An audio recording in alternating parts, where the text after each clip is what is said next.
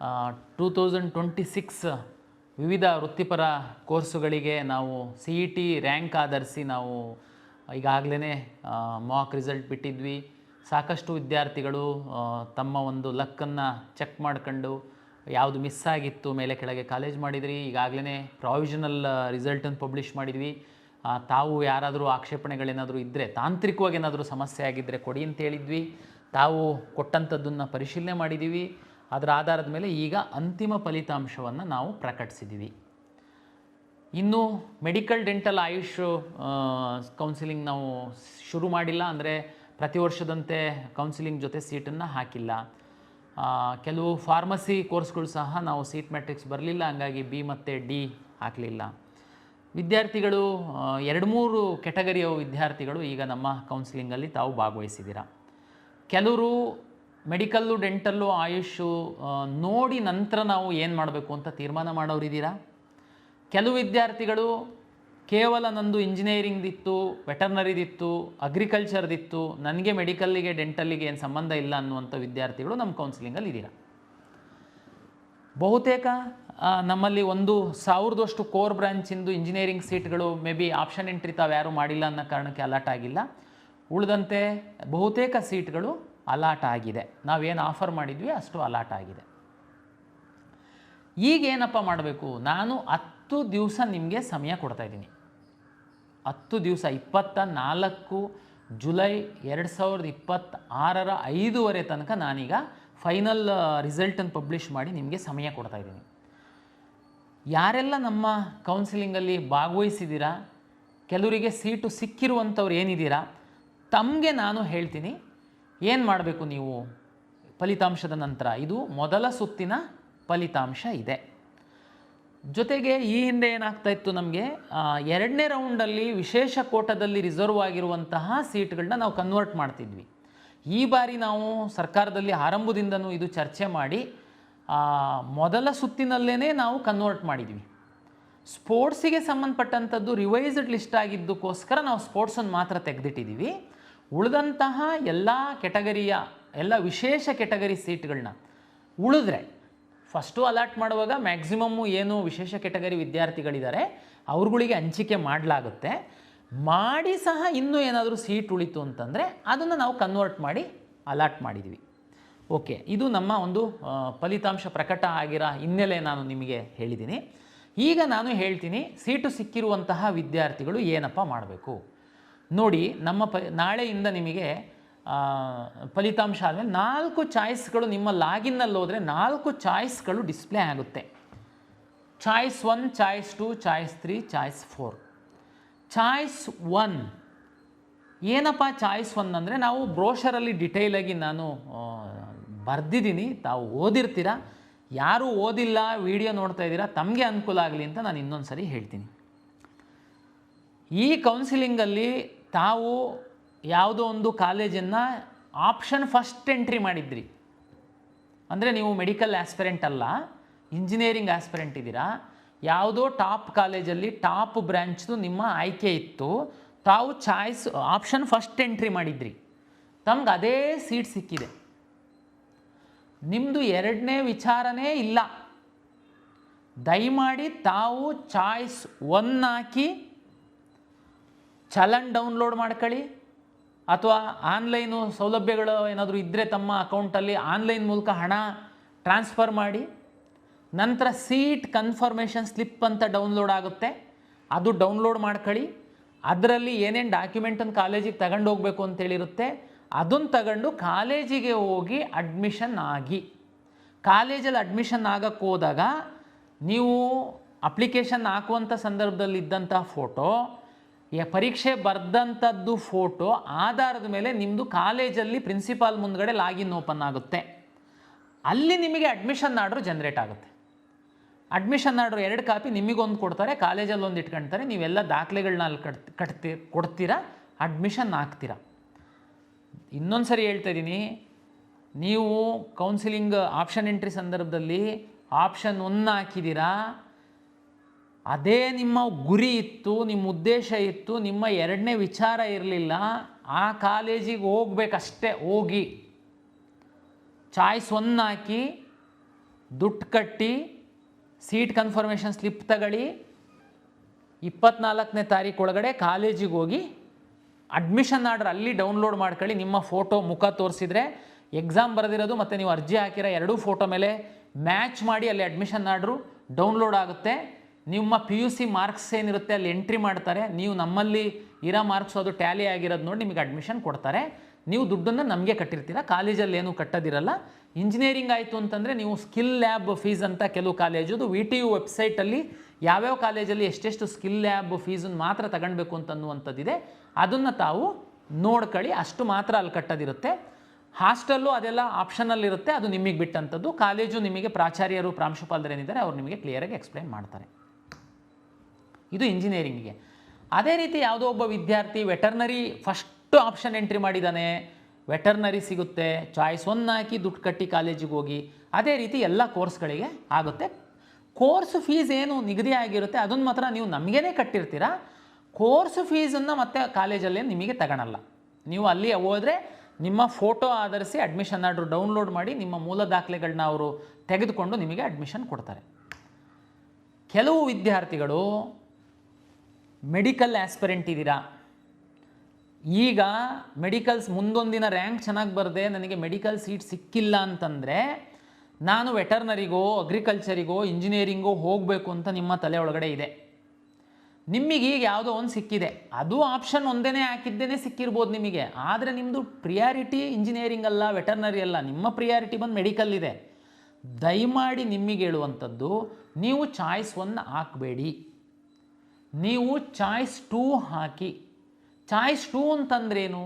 ನಾನು ಅವಾಗ ಹೇಳಿದೆ, ಚಾಯ್ಸ್ 1 ಅಂದರೆ ನನಗೆ ಸಿಕ್ಕಿರುವಂತಹ ಸೀಟು 100% ಇಷ್ಟ ಇದೆ, ನಾನು ಮುಂದಿನ ಯಾವುದೇ ಕೌನ್ಸಿಲಿಂಗ್ ರೌಂಡ್ಗಳಲ್ಲಿ ಯಾವುದೇ ಮೆಡಿಕಲ್ ಡೆಂಟಲ್ ಕೌನ್ಸಿಲಿಂಗಲ್ಲಿ ನಾನು ಭಾಗವಹಿಸುವಂಥದ್ದಕ್ಕೆ ಇಚ್ಛೆ ಪಡಲ್ಲ, ನಾನು ಚಾಯ್ಸ್ 1 ಹಾಕ್ತಾಯಿದ್ದೀನಿ, ನಾನು ಕಾಲೇಜಿಗೆ ಹೋಗಿ ಅಡ್ಮಿಷನ್ ಹಾಕ್ತೀನಿ ಎನ್ನುವಂಥವ್ರಿಗಿರುವಂಥದ್ದು ಚಾಯ್ಸ್ 1.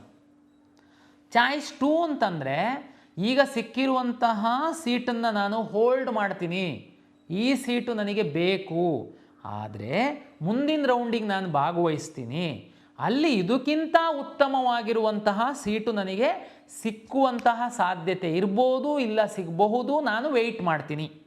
ನೀವು ಚಾಯ್ಸ್ 2 ಹಾಕಬೇಕು. ಯಾರು? ಉದಾಹರಣೆಗೆ ನಾನು ಅವಾಗ ಹೇಳಿದೆ, ನೀವು ಆಪ್ಷನ್ 1 ಹಾಕಿರೋರಿಗೇನೆ ನಿಮಗೆ, ನೀವು ಅಂದರೆ ಮೆರಿಟೋರಿಯಸ್ ಇದ್ದೀರಾ, ಈಗ ವೆಟರ್ನರಿ ಬೆಂಗಳೂರು ಕಾಲೇಜ್ ಹಾಕಿದ್ದೀರಾ, ಆಪ್ಷನ್ 1 ಸಿಕ್ಕಿದೆ ನಿಮಗೆ, ಆದರೂ ಹೋಲ್ಡ್ ಮಾಡ್ಬೋದಾ? ಹೌದು, ಹೋಲ್ಡ್ ಮಾಡ್ಬೋದು. ಚಾಯ್ಸ್ 2 ಹಾಕಿ. ಯಾಕೆ ಅಂತಂದರೆ ನಿಮ್ಮದು ಉದ್ದೇಶ ಮೆಡಿಕಲ್ ಇದ್ದರೆ, ಡೆಂಟಲ್ ಇದ್ದರೆ, ಆಯುಷ್ ಇದ್ದರೆ ಹೋಲ್ಡ್ ಮಾಡ್ತೀರಾ.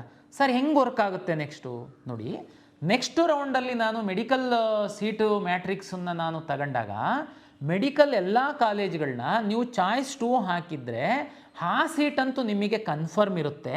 ಅದಕ್ಕಿಂತ ಮೇಲ್ಗಡೆ ನೀವು ಯಾವುದೇ ಕಾಲೇಜ್ಗಳನ್ನು ಎಂಟ್ರಿ ಮಾಡುವಂಥದ್ದಕ್ಕೆ ಅವಕಾಶವನ್ನು ನಾವು ಕೊಡ್ತೀವಿ. ಆವಾಗ ಉದಾಹರಣೆಗೆ ಇದು ಆಪ್ಷನ್ 1 ಹಾಕಿದ್ದೂ ಮುಂದೆ ಬರುವಂಥವ್ರು, ಕೆಲವ್ರದ್ದು ಚಾಯ್ಸ್ 2 ಮತ್ತೆ ಯಾರು ಹಾಕಬೇಕು ಅಂತ ಹೇಳ್ತೀನಿ. ಉದಾಹರಣೆಗೆ ನಿಮಗೆ 100 ಆಪ್ಷನ್ ಎಂಟ್ರಿ ಮಾಡಿದ್ದೀರಾ ನಿಮ್ಮ ಫಸ್ಟ್ ರೌಂಡಲ್ಲಿ, ನಿಮಗೆ ಒಂದು 28ನೇ ಆಪ್ಷನ್ನಿನ ಕಾಲೇಜು ಸಿಕ್ಕಿದೆ. ನೀವು ಮೆಡಿಕಲ್ ಆಸ್ಪಿರೆಂಟ್ ಇರ್ಬೋದು, ಇಲ್ಲದೆ ಇರ್ಬೋದು, ಆದರೆ 28ನೇ ಸಿಕ್ಕಿದೆ. ಆ್ಯಕ್ಚುಲಿ ನಿಮ್ಮ ಒಂದು ಪ್ರಿಯಾರಿಟಿ ಏನಿದೆ, ಇನ್ನೂ 27 ಕಾಲೇಜುಗಳು ಮೇಲ್ಗಡೆ ಇದ್ದಾವೆ, ಅಂದರೆ ತುಂಬ ಒಳ್ಳೆ ಕಾಲೇಜು, ಅದು ಸಿಕ್ಕಿದ್ರೆ ಹೋಗಬೇಕು ಅನ್ನುವಂಥದ್ದು ಆ್ಯಕ್ಚುಲಿ ನಿಮ್ಮ ಆಸೆ. 28 ಸಿಕ್ಕಿಬಿಟ್ಟಿದೆ. ಸರ್ ನಾನು ಏನು ಮಾಡಬೇಕು? ಚಾಯ್ಸ್ 1 ಹಾಕಿ ಹೋಗ್ಬೇಕಾ? ನೋಡಿ, 28ನೇದು ಸಿಕ್ಕಿರುವಂಥದ್ದೇನೇ ನಿನಗೆ ತೃಪ್ತಿ ಇದೆ ಅಂತಂದರೆ ಚಾಯ್ಸ್ 1 ಹಾಕಿ ಹೋಗು. ನಿನ್ನ ಪ್ರಿಯಾರಿಟಿ ಚೆಕ್ ಮಾಡ್ತು ಅಂತಂದರೆ ನಿನಗೆ ಅದು ಖಂಡಿತ ಅದು ನಿನ್ನ ಮೊದಲ ಪ್ರಿಯಾರಿಟಿ ಏನಲ್ಲ, ಅದು 28ನೇ ಪ್ರಿಯಾರಿಟಿ. ಮೊದಲ ಇನ್ನೂ 27 ಪ್ರಿಯಾರಿಟಿಗಳಿದ್ದಾವೆ.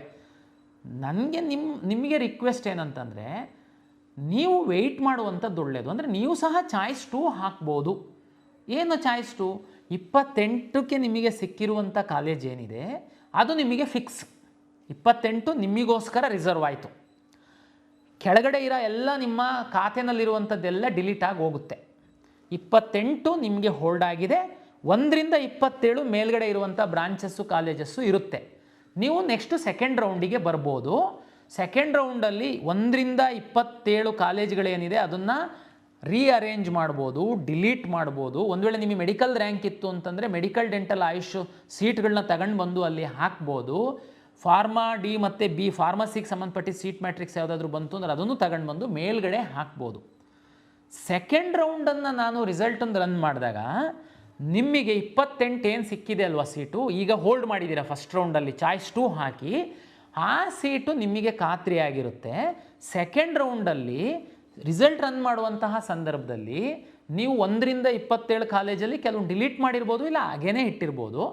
ನೀವು ಮೆಡಿಕಲ್ ರ್ಯಾಂಕ್ ಇದ್ದರೆ ಮೆಡಿಕಲ್ಲು ತಂದು ಹಾಕಿರ್ಬೋದು, ನೀವು ಅವಾಗ ಇನ್ನೊಂದು 100 ತನಕನೂ ಬೇಕಾದರೆ ಮೇಲ್ಗಡೆ ಹಾಕಿರ್ಬೋದು. ಈಗ ನಿಮ್ಮ ರ್ಯಾಂಕು ನಿಮ್ಮ ಮೀಸಲಾತಿಗೆ ಸಂಬಂಧಪಟ್ಟಂತೆ ನೀವು ಮೇಲ್ಗಡೆ ಹೋಗಬಹುದು.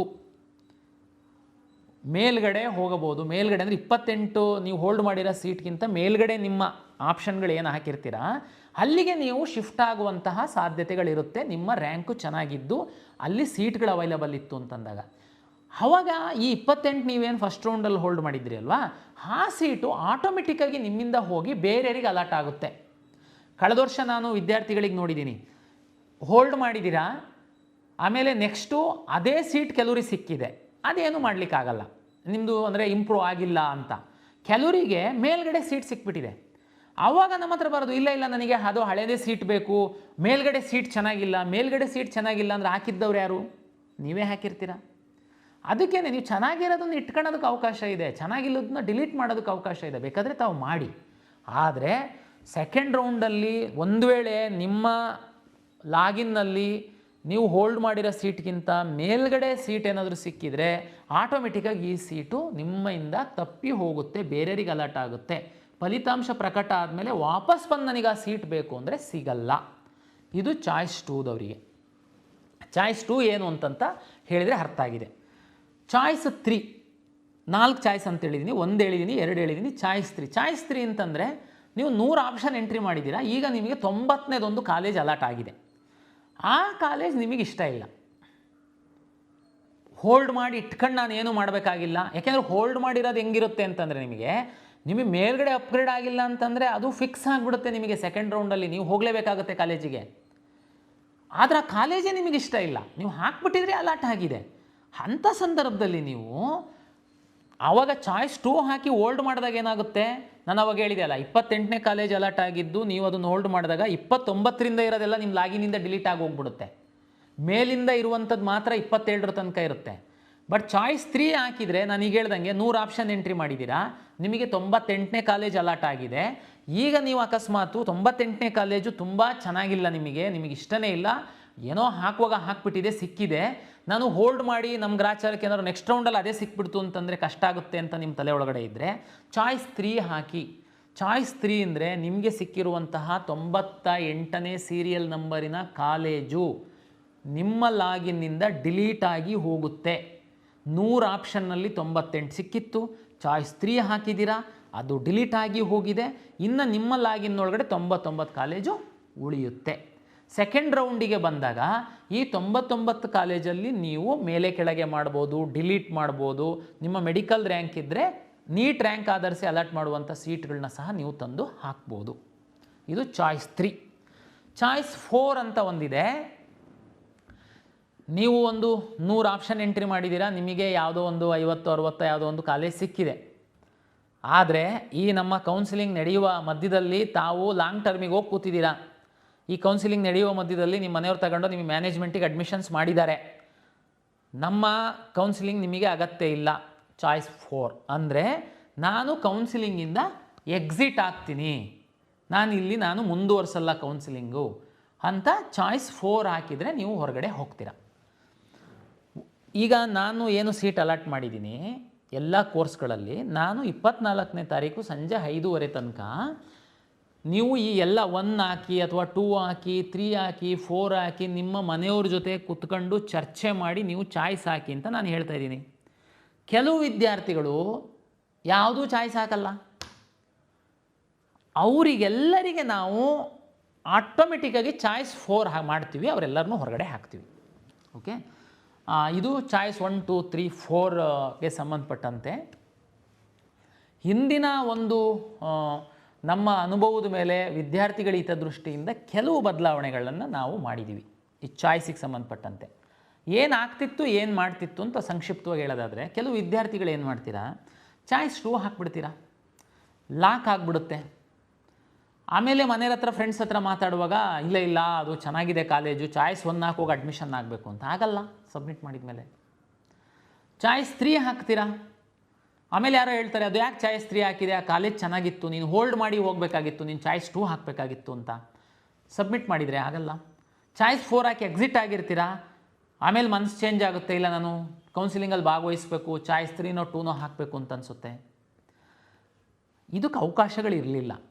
ಏನಾಗ್ತಿತ್ತು, ಒಂದು ಸರಿ ಲಾಕ್ ಆಗ್ತಿದ್ದಂಗೆ ಪ್ರತಿ ದಿವಸ 500ರಿಂದ 1000 ವಿದ್ಯಾರ್ಥಿಗಳಿಗೆ ಬರಲಿಕ್ಕೆ ಶುರು ಮಾಡ್ತಿದ್ರಿ. ನಮ್ಮದು ಸಿಸ್ಟಮೇ ಆ ರೀತಿ ಇರಲಿಲ್ಲ. ಒಂದು ಸರಿ ಲಾಕ್ ಮಾಡಿದ್ದೀರಾ, ನಿಮ್ಮ ಹಣೆ ಬರ ಹೋಗಿ ಅಂತ ನಮ್ಮವರು ಕಳಿಸ್ತಾಯಿದ್ರು.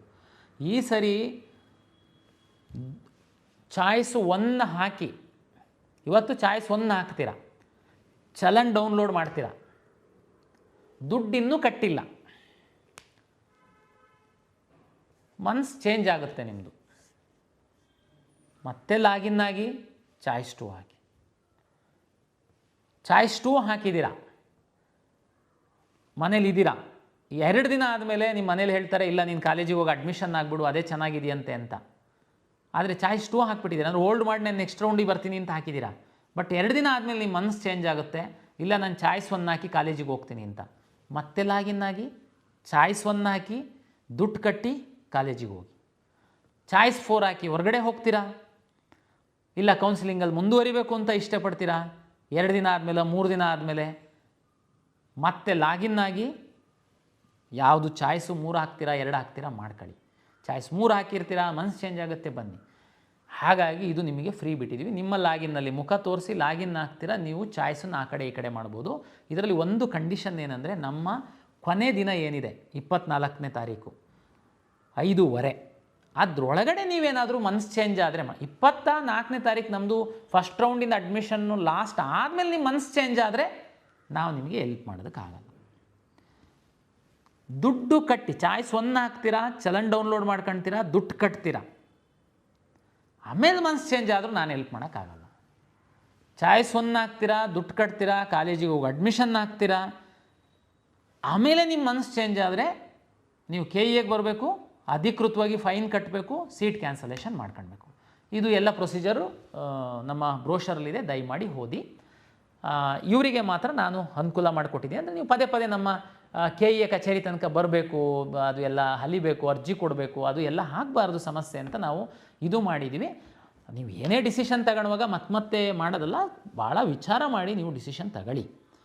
ಅಕಸ್ಮಾತು ಆದ್ರೂ ಕೆಲವೊಮ್ಮೆ ತಪ್ಪಾಗ್ತವೆ. ಹಂಗಾಗಿ ಲಾಸ್ಟ್ ಡೇಟ್ ತನಕ ನೀವು ಸರಿ ಮಾಡ್ಕೊಳ್ಳೋದಕ್ಕೆ ನಿಮ್ಮ ಲಾಗಿನ್ ಒಳಗಡೆ ಹೋಗಿ ನಾವು ಅವಕಾಶ ಕೊಟ್ಟಿದ್ದೀವಿ. ದಯಮಾಡಿ ಸೈಬರ್ ಸೆಂಟ್ರ್ ಅವರಿಗೆ ನಿಮ್ಮ ಎಲ್ಲ ಅಸ್ತ್ರ ಕೊಟ್ಬಿಟ್ಟು ಚಾಯ್ಸ್ ಹಾಕೋಕ್ಕೆ ಬಿಡೋಕ್ಕೆ ಹೋಗಬೇಡಿ. ನೀವು ಸೈಬರ್ ಸೆಂಟ್ರ್ ಬಳಕೆ ಮಾಡ್ಕೊಳ್ಳಿ. ನೀವು ಅವ್ರ ಜೊತೆ ಕೂತ್ಕೊಂಡು ನಿಮ್ಮ ಮುಖ ತೋರಿಸಿ ಲಾಗಿನ್ ಓಪನ್ ಆಗಿ ಪೂರ್ತಿ ನಿಮ್ಮ ಪ್ರಕ್ರಿಯೆಯನ್ನು ಮುಗಿಸಿ ಲಾಗೌಟ್ ಆಗಿ ಹೊರಗಡೆ ಬನ್ನಿ. ನೀವು ಹೋಗ್ಬಿಟ್ಟು ಮುಖ ತೋರಿಸಿ ಲಾಗಿನ್ ಓಪನ್ ಮಾಡಿ ನೀನು ಚಾಯ್ಸ್ 1 ಹಾಕೋ 2 ಹಾಕು ಏನಾದರೂ ಹೇಳಿ ಹೋಗೋದು ಬೇಡ. ದಯಮಾಡಿ ಅದನ್ನು ತಾವು ಜೊತೆಲಿ ಇದ್ದು ಮಾಡಿ. ಸುಮ್ಮನೆ ಅದು ಮಿಸ್ಯೂಸ್ ಆಗುತ್ತೆ, ನಂತರ ನೀವು ಬಲಿಪಶುಗಳಾಗ್ತೀರ. ಹಾಗಾಗಿ ಇದು ಫಸ್ಟ್ ರೌಂಡ್ ಇದೆ, ನಂದು ವಿನಂತಿ. ಮೆಡಿಕಲ್ ಡೆಂಟಲ್ ಆಯುಷಿಗೆ ಹೋಗುವಂಥ ಅಭ್ಯರ್ಥಿಗಳು ಏನು ಫಸ್ಟ್ ರೌಂಡಲ್ಲಿ ಕಂಪಲ್ಸರಿ ಅಡ್ಮಿಷನ್ ಏನಿರಲ್ಲ. ಗಡಿಬಿಡಿನಲ್ಲಿ ಹೋಗಿ ಅಡ್ಮಿಷನ್ ಆಗಿ ಆಮೇಲೆ ಇಲ್ಲ ಸರ್ ನಾನು ಮೆಡಿಕಲಿಗೆ ಹೋಗಬೇಕು ನನಗೆ ಅದೆಲ್ಲ ಮಾಡೋಕ್ಕೆ ಹೋಗಬೇಡಿ. ದಯಮಾಡಿ ನಮ್ಮ medical dental AYUSH NEET result ಇನ್ನೇನು ಸದ್ಯದಲ್ಲೇ ಬರುತ್ತೆ, ಸೀಟ್ ಮ್ಯಾಟ್ರಿಕ್ಸ್ ಬರುತ್ತೆ. ಸೆಕೆಂಡ್ ರೌಂಡಲ್ಲಿ ನಾವು ಅದನ್ನು ಸೇರಿಸಿ ನಾವು ಕೌನ್ಸಿಲಿಂಗ್ ಮಾಡೋದಕ್ಕೆ ಪ್ಲ್ಯಾನ್ ಮಾಡ್ಕೊಳ್ತಾ ಇದ್ದೀವಿ. ಒಂದು ವೇಳೆ ನೀಟ್ ರ್ಯಾಂಕ್ ಇದ್ದು ನಿಮ್ಮ ಆದ್ಯತೆ ನೀಟ್ ರ್ಯಾಂಕ್ ಆಧರಿಸಿತ್ತು ಅಂತಂದರೆ ದಯಮಾಡಿ ಅಡ್ಮಿಷನ್ ಆಗಬೇಡಿ. ಅಡ್ಮಿಷನ್ ಆಗಿ ಮತ್ತೆ ಬರೋದು ಎಲ್ಲ ನಮಗೆ ಗೊಂದಲ ಆಗುತ್ತೆ, ನಿಮಗೆ ಸಹ ಟೆನ್ಷನ್ ಆಗುತ್ತೆ. ಯಾಕೆಂದರೆ ಇದನ್ನು ನಾವು ಕಂಪಲ್ಸರಿ ನಿಮಗೆ ಹೇಳ್ತಾ ಇಲ್ಲ. ಅಂಥವರು ದಯಮಾಡಿ ಚಾಯ್ಸ್ 2 ಹಾಕ್ಕೊಂಡು ವೆಯ್ಟ್ ಮಾಡಿ, ಏನು ಸಮಸ್ಯೆ ಆಗಲ್ಲ ನಿಮಗೆ. ಯಾಕೆಂದರೆ ಈಗ ಸಿಕ್ಕಿರೋದು ಬೆಸ್ಟ್ ಆಫ್ ದಿ ಬೆಸ್ಟ್ ಇದೆ. ಯಾಕೆಂದರೆ ನಾವು ಆಲ್ರೆಡಿ ಡಿ ಕ್ಯಾಟಗರೈಸೇಷನ್ ಮಾಡಿರೋದ್ರಿಂದ ತುಂಬ ಸೀಟ್ಗಳು ನಿಮಗೆ ಸಿಕ್ಕಿರುತ್ತೆ. ಆದ್ರೂ ಆಮೇಲೆ ಇನ್ನೊಂದು ಉದಾಹರಣೆಗೆ ಸರ್ ನನಗೆ 4ನೇ ಆಪ್ಷನ್ ಸೀಟ್ ಸಿಕ್ಕಿದೆ ಸರ್, ಇನ್ನೊಂದು 3 ಜಂಪ್ ಆಗ್ಬೋದಾ, ನಾನು ಮೇಲೆ ಹೋಗ್ಬೋದಾ?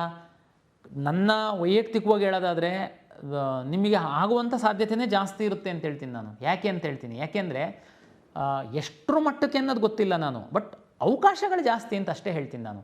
ಯಾಕೆಂದರೆ ನಿಮಗೇನೆ ಗೊತ್ತಿದೆ, ನಮ್ಮ ರಾಜ್ಯದ ಮೆಡಿಕಲ್ ಡೆಂಟಲ್ ಆಯುಷ್ ವಿದ್ಯಾರ್ಥಿಗಳು ಸಹ ಈ ಕೌನ್ಸಿಲಿಂಗಲ್ಲಿ ಭಾಗವಹಿಸಿದ್ದಾರೆ. ಅವರೆಲ್ಲ ಒಂದೊಂದು ಟಾಪ್ ಕಾಲೇಜ್, ಮೆರಿಟೋರಿಯಸ್ ಸ್ಟೂಡೆಂಟ್ ಇದ್ದವರೆಲ್ಲ ಒಂದೊಂದು ಟಾಪ್ ಕಾಲೇಜಲ್ಲಿ ಸೀಟ್ ಇಟ್ಕೊಂಡಿದ್ದಾರೆ. ಅವರು ಮುಂದಿನ ಸುತ್ತಿನಲ್ಲಿ ಮೆಡಿಕಲ್ಲಿಗೆ ಹೋಗ್ತಿದ್ದಂಗೆ ಅವರು ಆ ಸೀಟನ್ನು ರಿಲೀಸ್ ಮಾಡ್ತಾರೆ. ಆ ಸೀಟು ಆಟೋಮೆಟಿಕ್ಕಾಗಿ ನಿಮ್ಗಳಿಗೆ ಅನುಕೂಲ ಆಗ್ತಾ ಹೋಗುತ್ತೆ, ನೀವು ಸ್ವಲ್ಪ ಸ್ವಲ್ಪ ಮೇಲ್ಗಡೆ ಹೋಗ್ತಾ ಹೋಗ್ತೀರಾ. ಅಂದರೆ ಇದು ನಿಮಗೆ ಸಹಾಯ ಆಗುತ್ತೆ. ಹಾಗಾಗಿ ನೀವು ಇದನ್ನೆಲ್ಲ ವಿಚಾರ ಮಾಡಿ ತಾವು ತೀರ್ಮಾನ ಮಾಡಿ, ತುಂಬ ಕ್ಲಾರಿಟಿ ಇದ್ದು ಕಾಲೇಜಿಗೆ ಹೋಗ್ತೀನಿ, ನಂದು ಇಷ್ಟನೇ ಅದಿತ್ತು, ಅದೇ ಕಾಲೇಜ್ ಸಿಕ್ಕಿದೆ, ದಯಮಾಡಿ ಹೋಗಿ ಅಡ್ಮಿಷನ್ ಆಗಿ. ಇದು 2026 ಕೌನ್ಸಿಲಿಂಗಿನ ಮೊದಲ ಸುತ್ತಿನ ಫಲಿತಾಂಶದ ನಂತರ ವಿದ್ಯಾರ್ಥಿಗಳು ಏನೆಲ್ಲ ಮಾಡಬೇಕು ಅಂತನ್ನುವಂಥದ್ದನ್ನು ನಾನು ಸಂಕ್ಷಿಪ್ತವಾಗಿ ನಿಮಗೆ ತಿಳಿಸ್ಕೊಟ್ಟಿದ್ದೀನಿ. ಹೆಚ್ಚಿನ ಮಾಹಿತಿ ಮತ್ತು ವಿವರ ಬೇಕು ಅಂತಂದರೆ KEA ವೆಬ್ಸೈಟಲ್ಲಿ ಬ್ರೋಷರ್ ಇದೆ, ದಯಮಾಡಿ ಫ್ರೀ ಇದ್ದಾಗ ಒಮ್ಮೆ ಓದಿ. ಅಲ್ಲಿ ಚಾಯ್ಸ್ಗಳದ್ದು ಪರಿಣಾಮಗಳೇನಿರುತ್ತೆ, ಚಾಯ್ಸ್ ಅಂದರೆ ಇನ್ನೂ ವಿವರವಾಗಿ ಕೊಟ್ಟಿದ್ದಾರೆ. ಬಹುತೇಕ ಇದರಿಂದ ನಿಮಗೆ ಸಹಾಯ ಆಗುತ್ತೆ ಅಂತ ಭಾವಿಸ್ತೀನಿ. ಯಾರು ಗಡಿಬಿಡಿ ಮಾಡಬೇಡಿ. ಯಾವುದೇ ಚಾಯ್ಸನ್ನು ಹಾಕುವಾಗ ದಯಮಾಡಿ ನೀವು ಮನೆಯವ್ರ ಜೊತೆ ಚರ್ಚೆ ಮಾಡಿ ಚಾಯ್ಸ್ ಹಾಕಿ, ನಂತರ ಅಲ್ಲಿ ಇಲ್ಲಿ ತೊಂದರೆಗೆ ಸಿಗಾಕೊಂಡು ಓಡಾಡಕ್ಕೆ ಹೋಗಬೇಡಿ ಅಂತೇಳಿ ವಿನಂತಿಯನ್ನು ಮಾಡ್ತೀನಿ. ಎಲ್ಲರಿಗೂ ಶುಭವಾಗಲಿ.